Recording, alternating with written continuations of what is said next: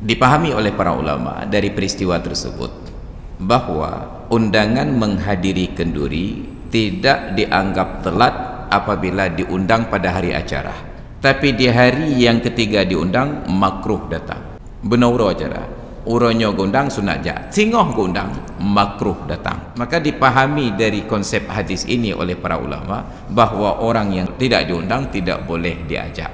Kenapa? Karena kenduri itu prinsipnya ibahah, bukan tamlik.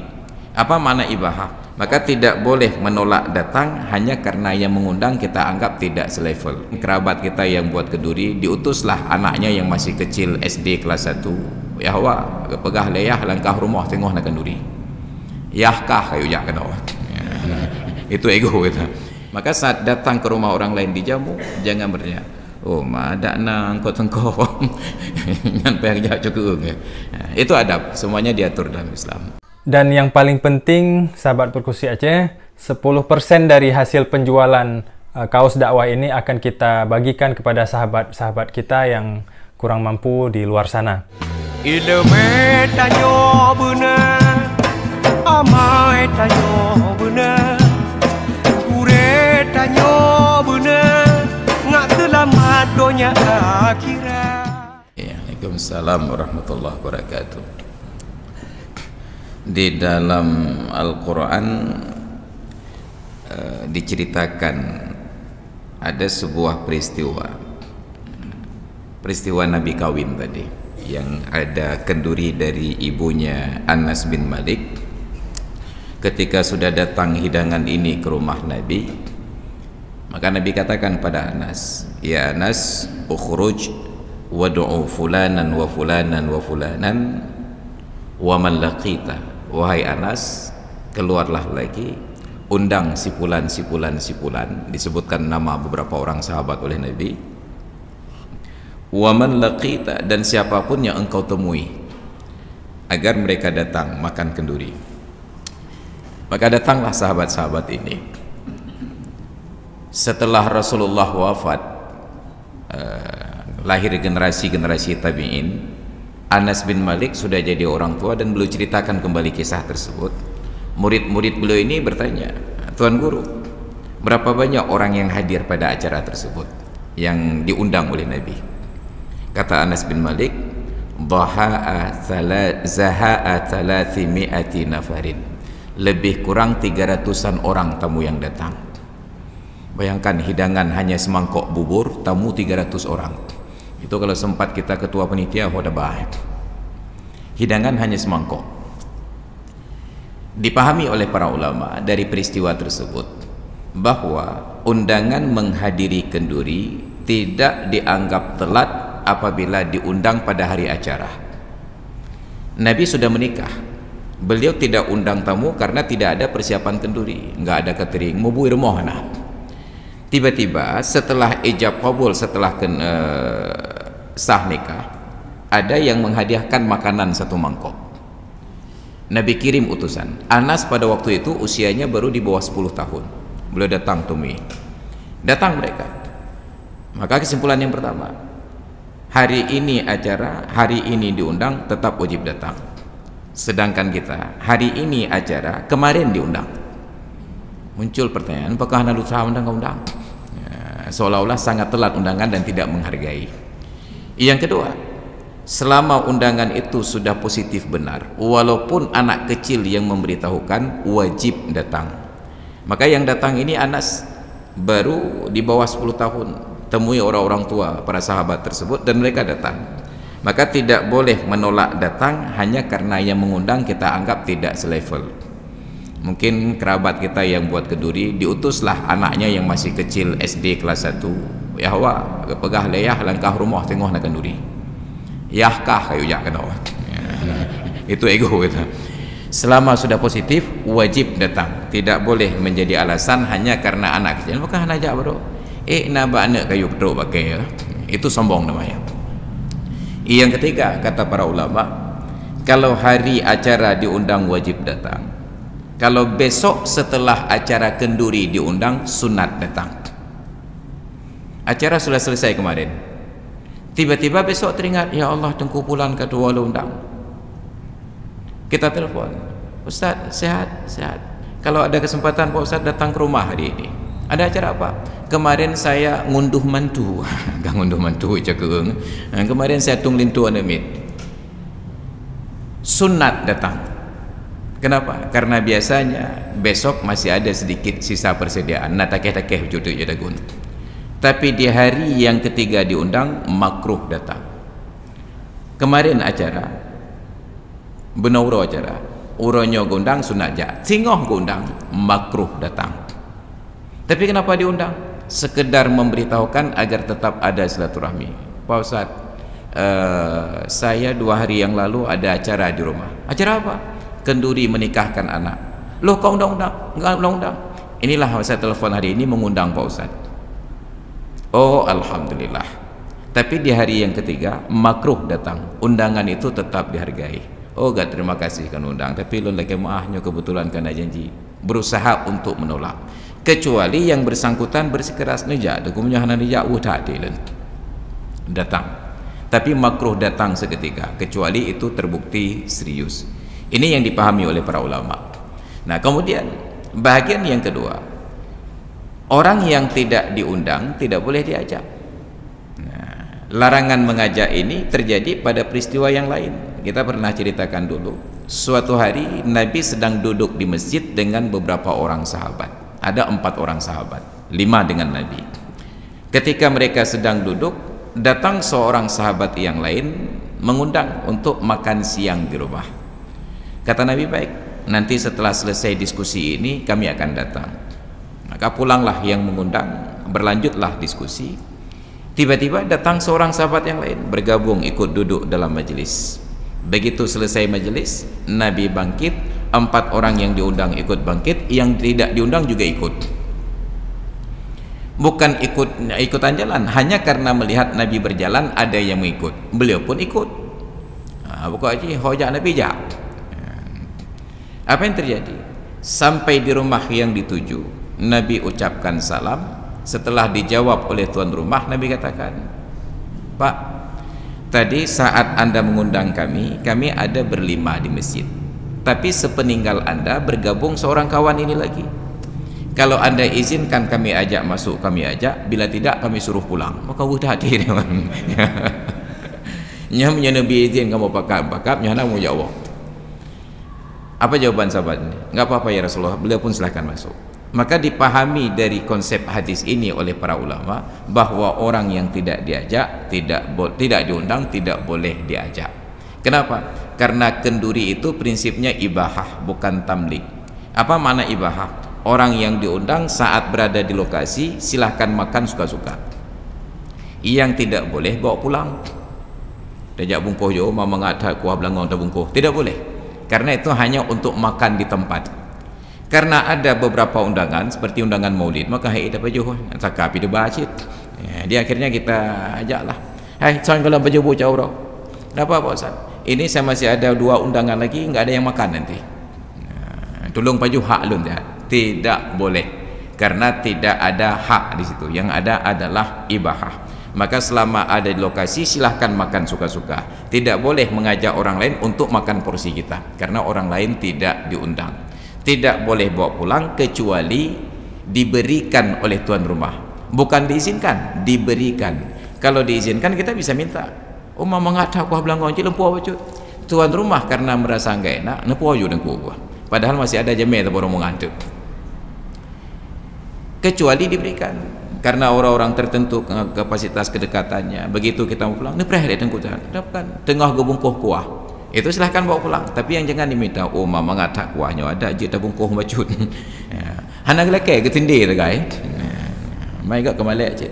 Ini konsep di dalam menghadiri undangan.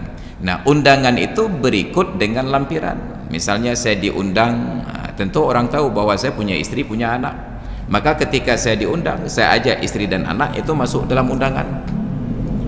Bahwa tidak disebutkan Ustadz Masrul Aidi beserta keluarga, itu bukan kewajiban. Asal sudah diundang, orang tahu bahwa saya punya istri. Kalau saya punya istri 4, 4-4-nya saya bawa. Kenapa? Karena itu masuk dalam kapasitasnya. Atau diundang saya dalam kapasitas pejabat sebagai wali kota Ceteung. Dan mereka tahu kalau pejabat itu datang, dia ada sopir, ada asisten, nah yang tijik tah, nah yang tijik telop. Maka kalau sudah diundang saya, maka berikut dengan lampiran-lampiran wajib ini. Sopir saya ikut, yang tijik tah ikut, yang tijik telop ikut. Itu sudah kelaziman di dalam bab undangan. Ini tentang paket pemahaman para ulama dari beberapa kali ayat dan hadis yang terkait dengan jamuan. Maka di dalam ayat Al-Quran Allah Ta'ala menyatakan, ya ayyuhalladzina amanu la tadkhulu buyutan nabiyyi illa ayyu'dzana lakum ila ta'amin ghaira nadhirina inahu. Wahai orang-orang yang beriman, jangan kalian masuk rumah-rumah Nabi. Bentuknya jamak karena Nabi punya beberapa rumah istri beliau, kecuali diizinkan bagi kalian ila ta'amin, diundang untuk makan, ghaira nadhirina inah, tapi dengan tidak menanti-nanti waktunya. Artinya saat bertamu pun kita lihat-lihat waktu. Kita mungkin tidak secara sengaja khusus untuk mencari makan, tapi kita bertamu di waktu makan. Makanan yang tersedia terbatas. Hana gepakat getanyo, tanyo katro, oh gepakat tanyo hansip. Maka menjadi masalah lagi, ghaira nadhirina, bahwa saat kita datang mungkin jam 11 karena enak diskusi berlanjut, disediakan makan, silahkan. Tapi kalau kita sudah selesai hajat, permisilah, jangan menanti-nanti. Kapoh dua belah hana pakak-pakak lalai rupa rumahnya pujudul lah buah balong. Ghaira nadhirina inah, dengan tidak menanti-nanti waktunya. Ini ditegur oleh Allah Ta'ala, dengan tidak menanti-nanti waktunya. Walakin idza du'itum fadkhulu, tapi kalau diundang ayo silakan. Fa idza ta'imtum, dan kalau sudah selesai makan, fantashiru, maka bertebaranlah. Maka datang ke kenduri, datang makan, setelah selesai makan jangan diskusi berpanjang-panjang. Nyojak bahkan kenduri gop, kebetulan ketemu dengan family-family, pegak rapat family draw ada fasilitas gop. Ketemu kawan-kawan satu alma mater, sudah acara reuni, acara kenduri gop. Padahal tamu yang baru datang nggak ada tempat duduk. Maka kalau sudah selesai makan, pulanglah. Fa idza ta'imtum fantashiru. Ayat ini turun ketika Nabi menikah tadi. Datanglah 300 orang ini, karena rumah Nabi itu kecil, hanya muat 10 orang sekali masuk 10 orang. Satu mangkok itu makan bergantian. Nyatanya kahana ruhan, hana mangkok lain. Ini satu mangkok. Nabi ajarkan umat Islam tidak boleh merasa jijik kepada saudaranya. Makanya di Arab, coba perhatikan saat kita umrah, saat kita haji, di warung makan di Arab, di atas meja makan itu hanya ada satu gelas begini, tanpa tangkai.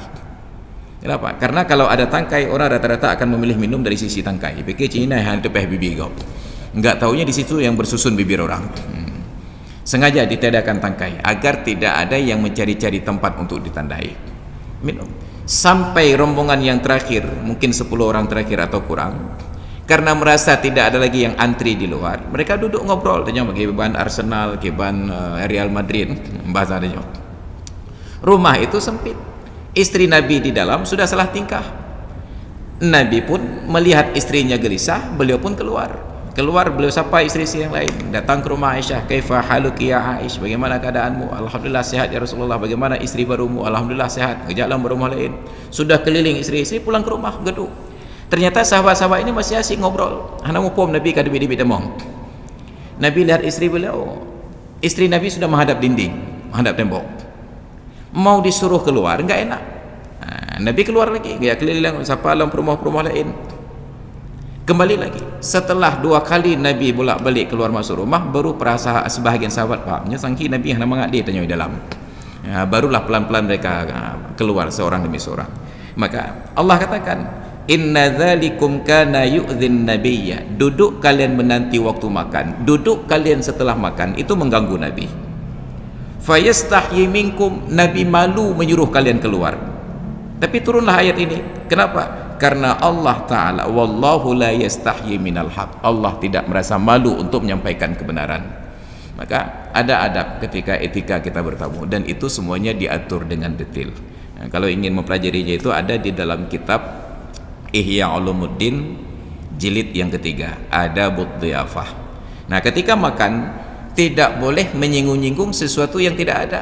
Maka Imam Al-Ghazali angkat sebuah kasus. Seorang ustadz datang bertamu ke rumah kawannya, dijamulah. oleh kawan ini dihidangkan makanan yang terenak yang dia mampu. Begitu disuguhkan, ustadz ini makan, ternyata kurang garam. Di Arab garam di masa itu benda mahal karena jauh dari laut. Ketika sedang enak makan, disebutlah oleh ustaz ni, oh mata kedina tirah melepah lemak lah. Karena malu tuan rumah, dia mundur ke belakang, dia tanya istrinya, ada garam?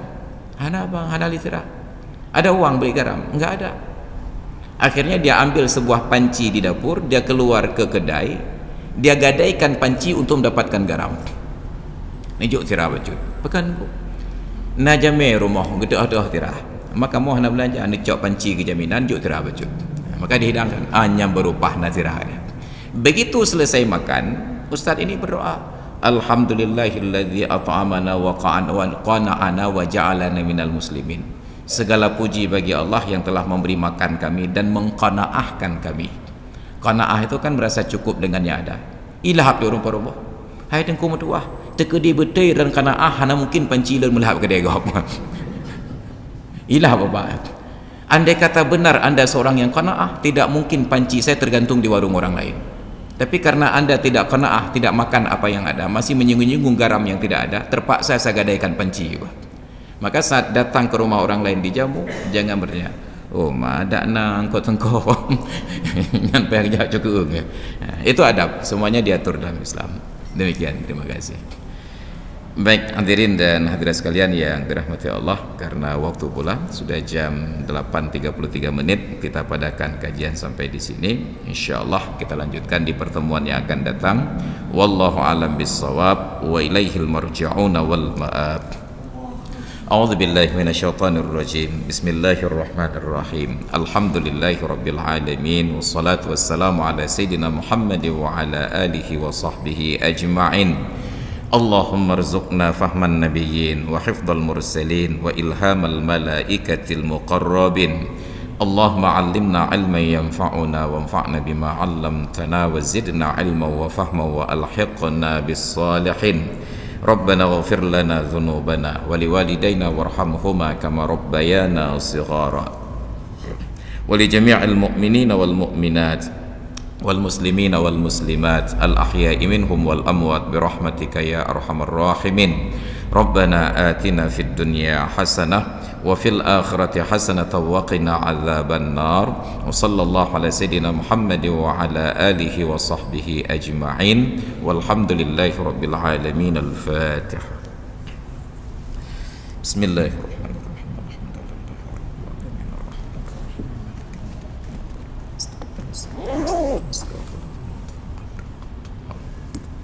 Hadanallahu yakum ajma'in. Assalamualaikum warahmatullahi wabarakatuh.